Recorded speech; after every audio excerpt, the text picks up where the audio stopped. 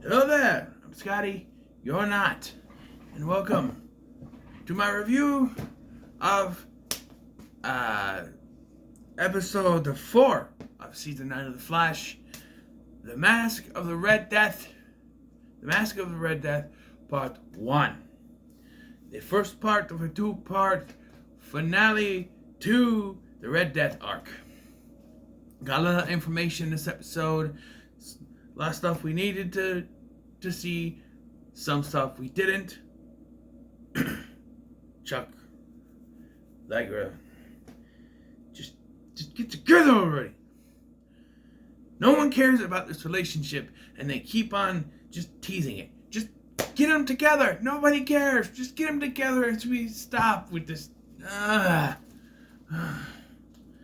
Anyway, so continuing on the last episode, we have, where are we? We have the stop it. We have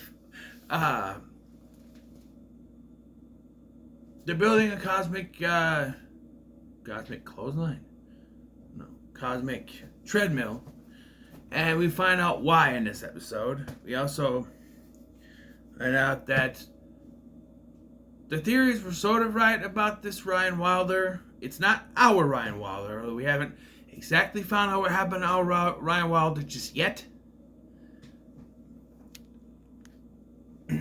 But I don't know. I think we're getting close. I'm assuming next week we'll find out. Has to be.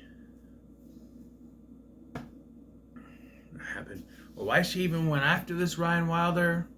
I don't know. But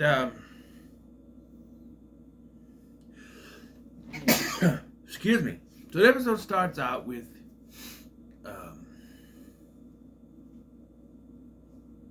how the hell did it start out with? You just watched the damn thing.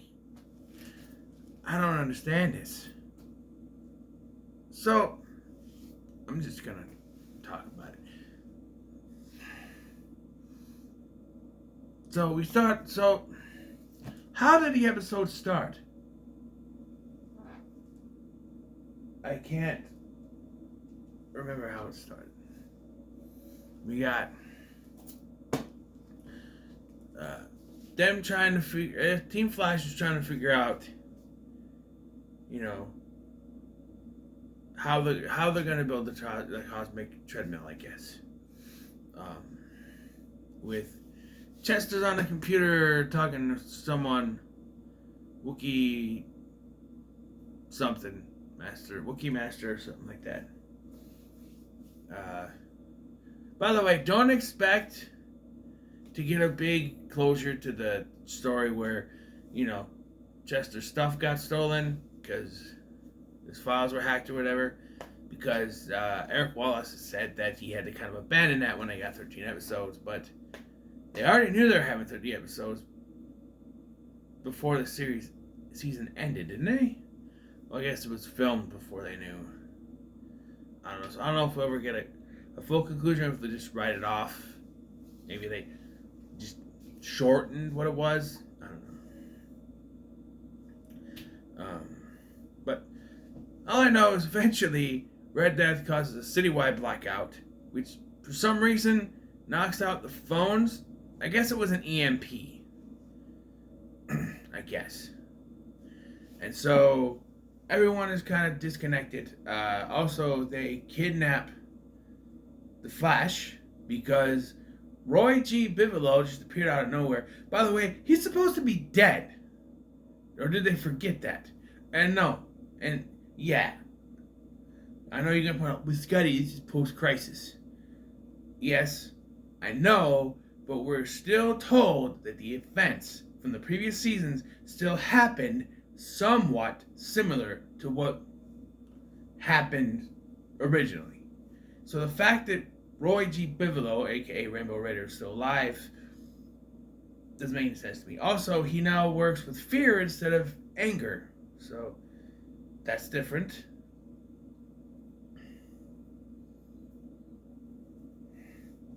And the Flash is going to be used to power Cosmic Treadmill because it is revealed that the Red Death is an artificial speedster.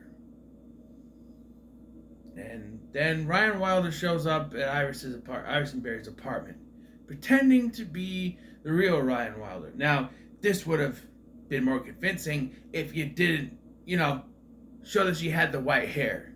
So there is no way for us as the audience to believe this wasn't the real Ryan Wilder. And yes, or to believe it was the real Ryan Wilder, excuse me. And yes, I know she said something to Barry beforehand, but still. By the way, the rogues were going to unmask him, but it is Chillblade that stops him and says, oh, there's a booby trap in his mask, which is not true the last I checked. I don't know when they changed that, but okay. But apparently there is. I don't know. Maybe it's just, to convince them not to take the mask off, but who knows. And Mark Chillblade is building this thing. How he knows how to do that, I don't know. I thought he was a cryogenicist or a cold scientist. How does he know how to build this? I don't know, but he's building it. Okay, he's building it. And so this Ryan Wilder tells this fabricated story, sort of fabricated story. It's half fabricated. It's a half lie, half truth about the world she comes from. In that world, the Flash is supposedly the world's greatest villain. Now, and she created this suit and used other tech to try to stop him, I guess. And when she fired a lightning bolt, it killed her version of Iris, which in that world are best friends. She tries to pretend to be our Ryan Wilder, but due to the fact that she knows everything in the apartment and gets like the cream out, Iris is able to figure it out. That's not right. The white hair streak should have. You should have been like, why do you have a white streak in your hair? That doesn't make any sense to me. Also, they say some things. Okay, so they say that Ryan Wilder is the CEO of Wayne Industries. How is that possible? How is it possible that a complete and total stranger inherited that? Now, you saying Scotty watched Batwoman, but no. You see, when someone dies, their next of kin gets control of stuff. So, the control of the company should have went to her uncle or even Alice. Now, Alice is a criminal, so probably not. But her uncle, Mr. Not Wolverine, Mission Impossible 2 villain himself, should have got control of the company. Because he is related to the Waynes. Somehow she gets it. Why? Because she becomes Batwoman? How does it make any sense? And I know, you're saying, watch the show, Scotty. And still have this complaint. Even if they gave me a good reason why, it still would be a complaint for me. I'm just saying. But anyway, so she reiterates that on her Earth, the Flash is a villain. She created this suit to try to stop him, and when she tried to throw a lightning bolt, it accidentally killed her Iris. Now, the one thing I believe is that killing her Iris was an accident. That's the one thing I do believe. But it is found false that she is actually the one that turned on the Flash, not the other way around. And the Flash and his rogues were probably the Flash and the League from that Earth. Now, my big problem with this is that they could. It makes more sense if she is the Ryan Wilder from the reverse Flashpoint, because that Ryan Wilder was going to have a relationship with Sophie. They were going to adopt a daughter, and when the Flash deleted that,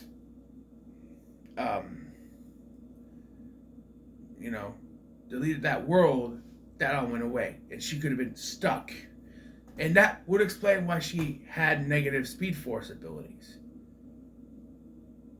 She's not the avatar for the negative Speed Force.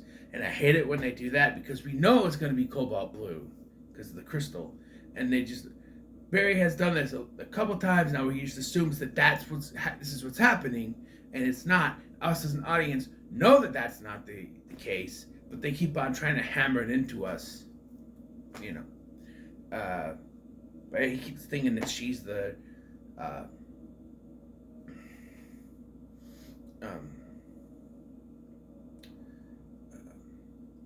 avatar for the negative Speed Force.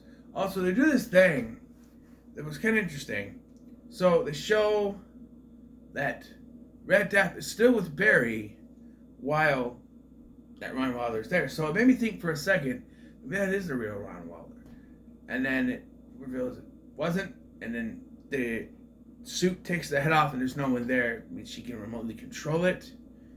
So now she's Iron Man. Okay. She's Iron Man. Her suit's even red. I don't know. It's confusing, but it's a real cool thing. She summons the suit and like sends lightning throughout the city.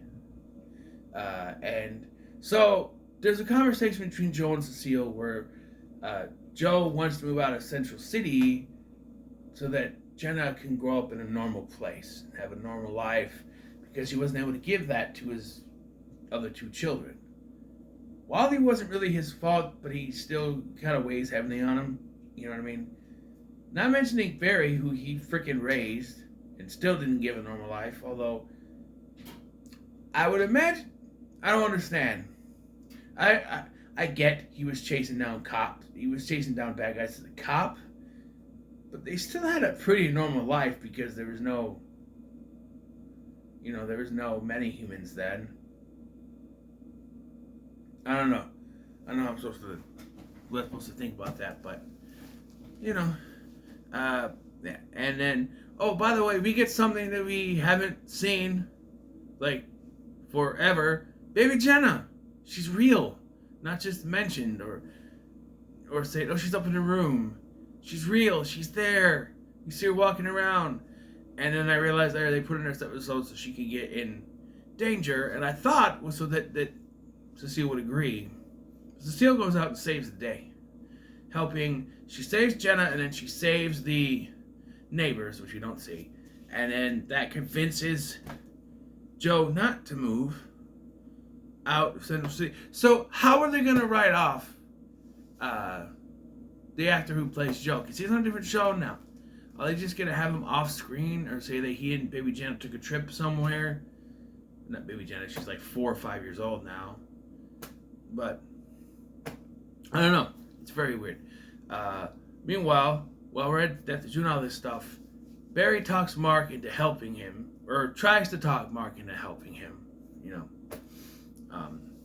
But who knows if it works yet? I don't know. At least for right now. While I'm talking about this. And Keown comes up with the idea to send out a distress call to Barry's rogues, sending out an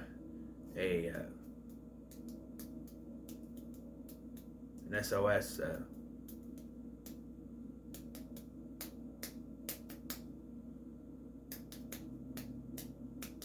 Morse code, which they do answer, and so they're trying to track Barry using his signature, but because he has the Medicuffs on him, they can't track him.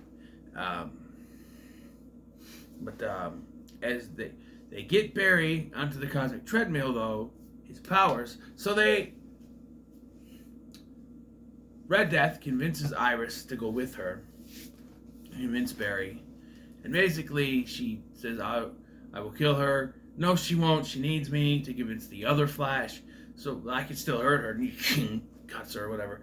And so Barry gets on the treadmill, and since his powers are now working, the others find him, but not before Mark decides to activate the machine, or cause a feedback. he takes the energy that was built up and fires it back at Red Death, knocking her out. Allegra comes up to use that poofy teleporter stuff that Nash Wells left behind for them to teleport there and save them. The rogues do absolutely nothing, as Mark is attacked by the evil rogues. The good rogues do nothing, good rogues. And Flash's speed is deteriorated, but they said you gotta save him. How hard would it be for the hotness, Mr. I want my money, to go and flame them apart, grab Mark, and then they take off? How hard of it would it be for Mr. Goldface, Mr. Daddy Likes the Metal, to take his little chain, wrap it around Mark's ankle, pull him back, and they poof. And it's all the more frustrating because they think Mark is dead. But those of us who have seen the set photos for the finale know he's not dead. And the writers, the producers of the show know that set photos get leaked. So why would you do a false death for a character that you know will probably get leaked in set photos when it just makes no sense? They know that in this day and age with the technology, set photos are going to get leaked. So why would you do that? Why would you set up a fake death and say, oh no, he could be dead? But now we've already seen the set photos. Spoiler alert, by the way. I won't spoil anything else that's going on in those set photos. So there's that. But Mark's not dead. That's the only spoiler I give. Mark's not dead. He's in the set photos for the finale, the series finale. And, Barry, despite the fact that he turned on him, Barry's like, you remember Team Flash? And I'm like, is he really? Well, I turned on you. Frost tried to kill him the first time they met, which is true. But,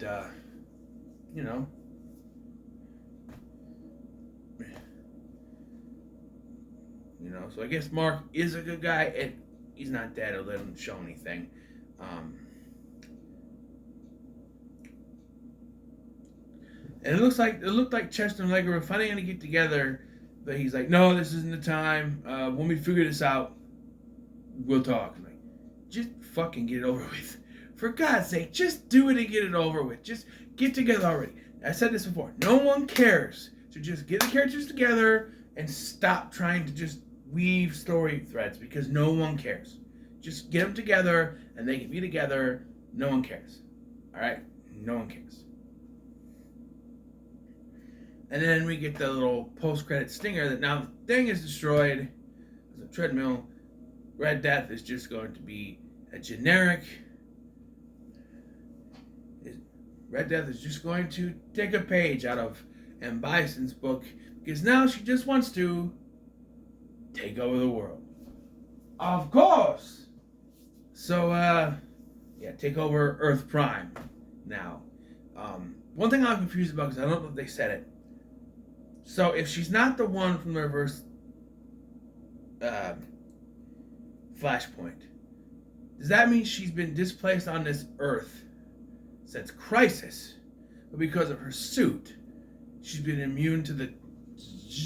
Or did she zap the real Wilder somewhere else? Like out of focus, out of place, so that she can exist, and that Ryan Wilder is somewhere else so she can exist without, freaking out like the other doppelgangers? I don't know. It's a bit confusing. I might have to rewatch the episode. Maybe Pagey's review will, when he puts it up, will shed some more light. Maybe I missed something. Sometimes that happens. But, yeah. So, I think this was a little bit better stuff going on. The one thing a lot of people are going to complain is that Barry just wanted to talk down Red Death. But that was only because he thought that it was the negative Speed Force corrupting someone else. But we know that's not the case anymore, although there is some kind of negative Speed Force connection. Maybe it's because they built their own Maybe because it's just like Mina Dawan's Speed Force she created. It has a bit of negative in it. I don't know, but it would have made more sense. I still think it would have made more sense if it was the reverse Flashpoint version, but it's fine. It's fine. But yeah, anything I missed, let me know. Like anything, I don't remember how this freaking started. And then I'll watch Pagey's review and I'll go, oh, duh, of course. But anyway, so what are your thoughts on Season 9, Episode 4 of The Flash? Everyone comments below. Make sure to like, share, subscribe. Thanks for watching. I'm Scotty, and I'll see you in the next one.